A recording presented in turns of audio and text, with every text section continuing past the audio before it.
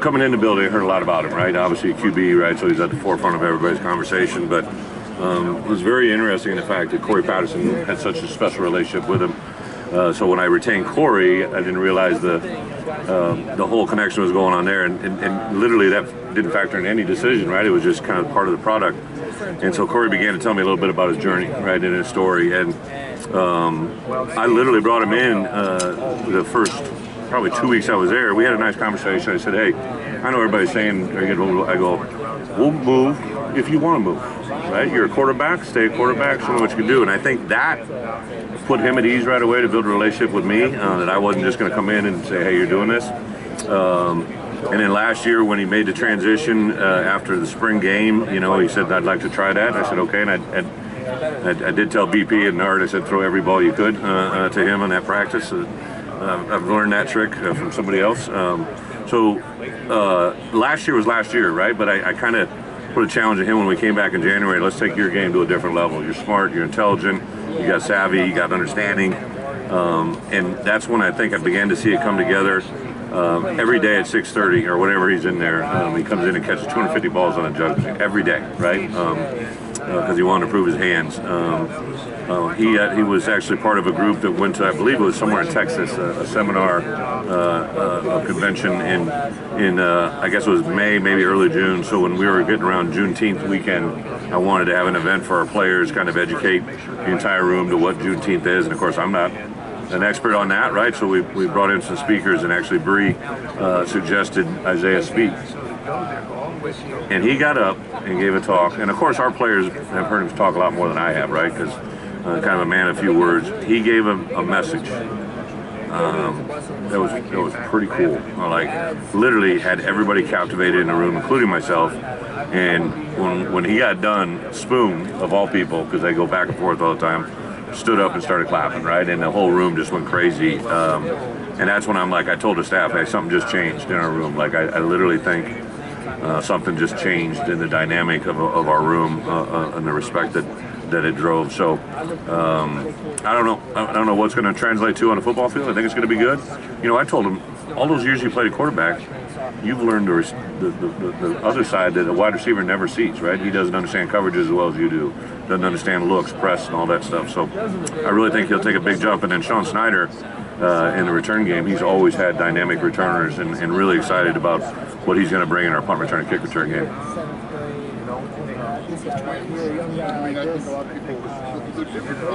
They are.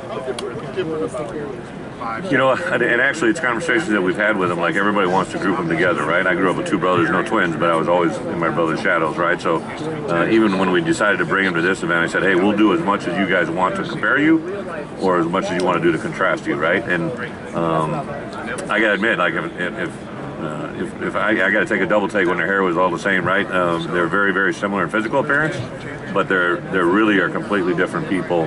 Demeanor, a lot of same traits, right? They're same bloodlines in the same house and all that stuff. But I'm very excited for both of them because they both have traits that are in their everyday life that I've now seen carry the football field.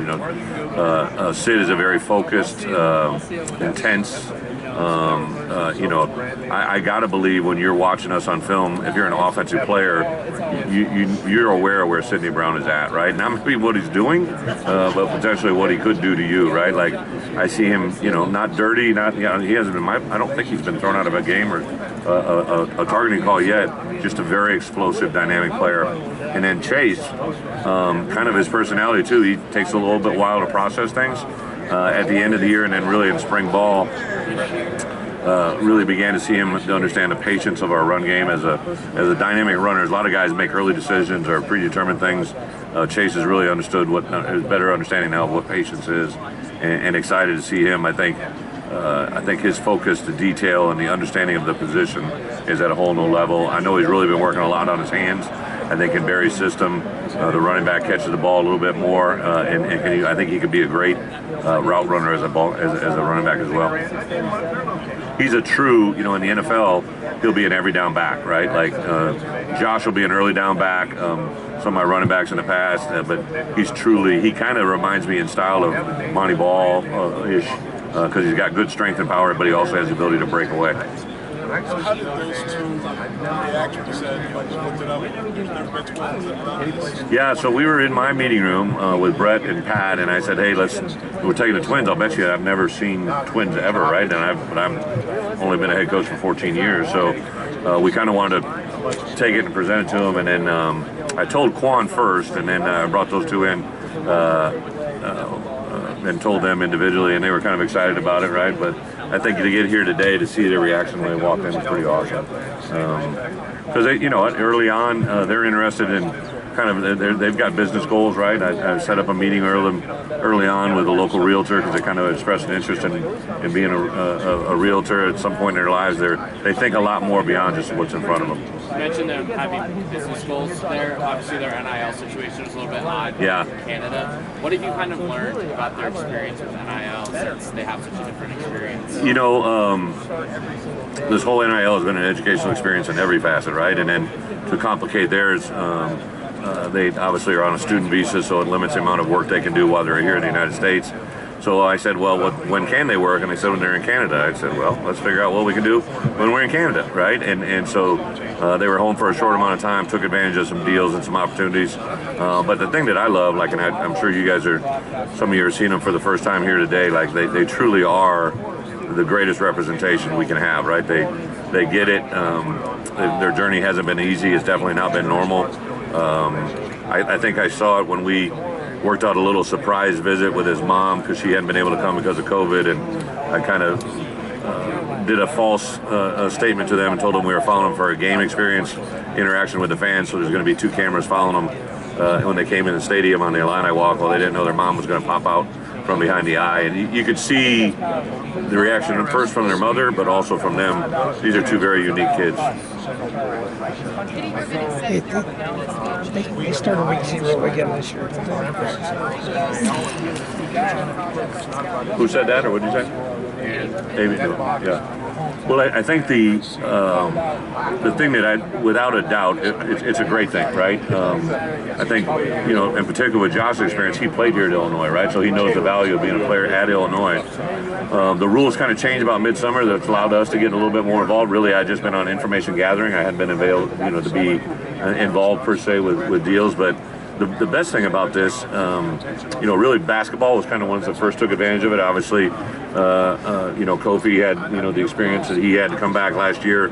But basketball players are seen every day. Their faces are open, right? They are much more recognizable. There's lesser numbers of them, right? So football, I think, has been a little bit slower just because of obviously the big names are going to get certain attention. My goal, my dream is to have something that universally blesses all 85 of our players, right? We have 85 scholarship players. Something that helps you build a roster plan rather than try to individualize. And whatever our guys can get, I'm happy for them. We've got everything from, I think deals where they're working in the community and being reimbursed for their time. I know we got a guy with a WWE endorsement, which is, I'm sure, pure entertainment for him and the people involved in that. We recently have, I know that there's some deals coming that. I've said this all along, every player comes from a hometown. And there's no place in America they're going to be more popular than from their hometown. And I think that's the stuff that's really going to begin to evolve now is some of these kids, we make a huge push to keep our in-state recruits here, right, in the state of Illinois. And one of my main selling points, I can't by NCAA rules talk about what can come, right, or dollars that can be promised. But what we can talk about is the experiences of our current roster. And some of our current players are being rewarded very well in their hometown communities that are proud of them. Coach, on the schedule, do you like starting a week early, and do you like the weekday games? Yeah, so we played week 0 last year, right? And one of the great things that I thought that provided us last year was 2 bye weeks. I just think this conference and the way we play and the style of play, if you can have an extra bye week, then everybody else thinks it's a good thing. And that was a driving force. When the schedules first came out, we were playing Wisconsin as an opener, so it doesn't really change. We go to, obviously, Indiana, so it's a Big Ten opener. I just really felt with as many players as we were going to have starting for the first time, if we could get a week 0 game, it would be awesome. Josh afforded us that opportunity. We worked it out with Wyoming, and obviously the rest is history. I do believe in coaching. There's one thing through 14 years as a head coach, the biggest jump and gain a lot of times with your inexperienced players is from game 1 to game 2. There's just a certain level of confidence going from, the first time they've ever done it, to, oh, this is what we do, the expectation.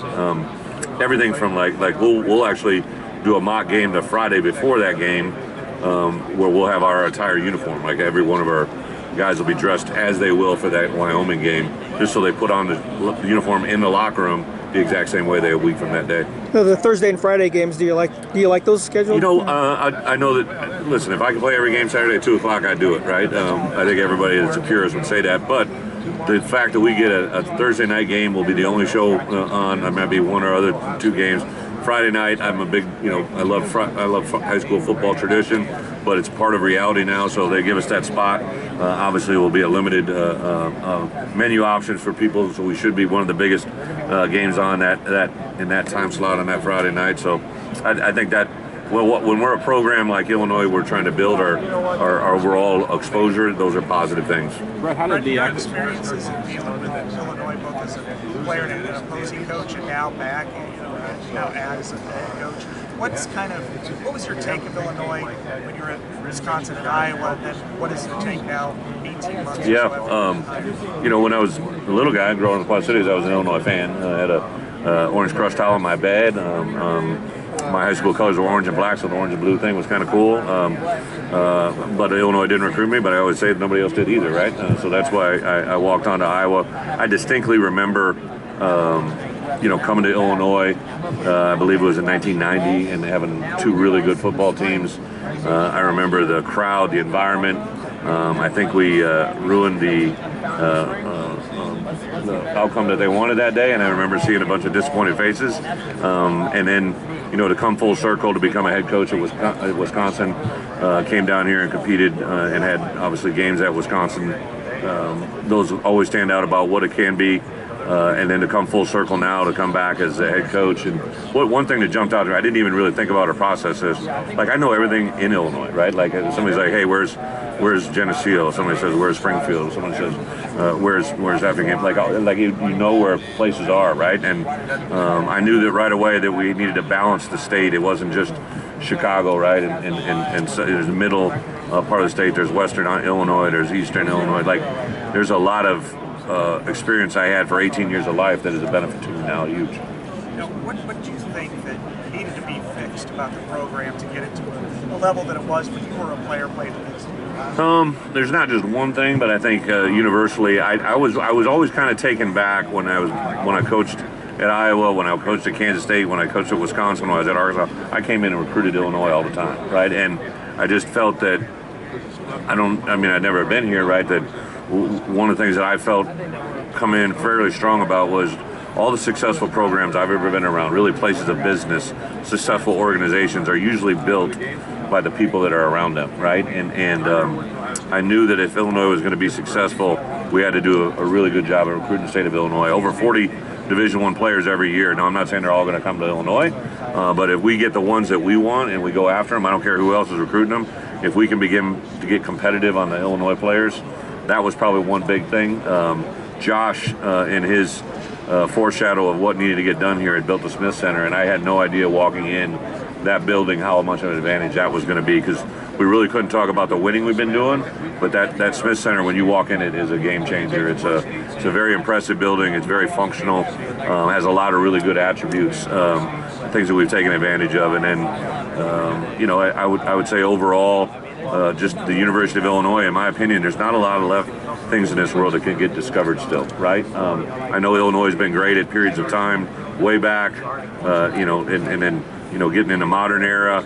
There's been flashes, but I would say to be the head coach at Illinois, partnered with Josh, kind of what's going on in Illinois athletics, is something that you can't find in the rest of they're already happened, right?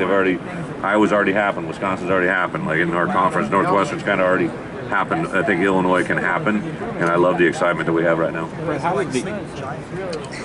You want to call it that? I do think it's something that hasn't been captivated yet, and from the first conversation I had with Josh and administration, it's not about just winning at a moment in time. It's about sustaining success, and that's a big part of why I love this job. Brett, how did the acquisition of Solo Turner come about? Scott's How did what? How did the acquisition of Solo Turner on your roster Yeah, come I'm about? sorry, I Scott's should have son? mentioned him. Scott's son. Yeah, so it really just, they contacted us through the transfer portal. What an impressive group of parents. If your dad played football here and your mom ran track here and they both love Illinois, and Solo, I don't know if you've met him yet. I mean, he walks in this room, you're going to like the way he looks, a good-looking kid. We're working with the NCAA on appeal because right now he's technically ineligible to compete this year. So we're working through the process of that, but he'll join us the first day of school and be with us, and then hopefully, if we win the appeal, we'll make him eligible. So you talked earlier about. Is he on scholarship? I don't really ever comment on that, but yeah. Could you talk earlier about how basketball players maybe are more successful in NIL because they don't wear a helmet? What kind of things has your program done to elevate opportunities for your players in the program to get involved? Yeah, well, I think basketball and football are, Brad and I talk all the time, right? And the obvious thing is they have, less players, right? So their exposure, their uniform, I wasn't saying they have less opportunity. I'm just saying that, like, somebody can stand next to Chase Brown and they don't even know who he is. They know who Chase Brown is, but if they don't know what he looks like, you know what I'm saying? So, but there's a lot of challenges, right? Literally, because of the emphasis I put on offensive and defensive linemen, an NIL opportunity came to that situation because a supporter knew that what I believed in, so they approached us, right? So I have to be cautious, and I do it a lot of times. You guys probably remember the first time I talked about the law firm of Newton and Randolph, right? And now that's played into something that hopefully will come to light here soon. So I think marketing is fun, right? And I love to have fun with our guys. And to be quite honest, when I talked to Sid and Chase and Quan, I said, hey, this is not, you're just not going to represent you're representing Illinois, but there could be an NIL deal waiting for you out of something you say here, right? And it's a fun time. It teaches, as coaches, we're always talking about you build your value, right? And now there's no better assessment. I think Pat, shared with our guys that there's basically an app or a mechanism that our guys can see the value that they're worth potentially from an employer, and that's based off of what they do on social media and how their perception is valued to a potential employer. Coach, back to Isaiah for a little bit. How good of a fit do you think he is for Coach Lenny's new offense? Is it an opportunity for him to take another step, you think? I think Barry's offense, if you watch UTSA, right, they do spread the field very, very well from sideline to sideline. I think space is Isaiah's friend, right? Like, he's very aware football player. He understands schemes. He understands routes and concepts, I think, because of a lot of his quarterback background. So, yeah, I know Barry's very excited. I think all the receivers, Casey Washington is beyond excited about the opportunity to play in this offense. A year ago, UTSA's offense had a receiver catch over 80 balls, another one caught 70 and 60. Like, those are a lot of balls. And as a head coach likes to run the ball now and then, he had a 1,400-yard rusher, right? So, like, it's not like they were just playing 7-on-7 out there. So I think Barry brings a balance that I'm very excited to have enter our conference. Obviously we only played the conference teams we played last year, but just being in this league in the past and watching the teams we're going to play this year and watching the teams that we saw in action last year, this offense is not going to be really like anybody else's, right? Like, there's a couple teams that have a lot of common carryover in our playoffs or in our division, and I think Illinois is going to be a unique offensive preparation. You're talking earlier about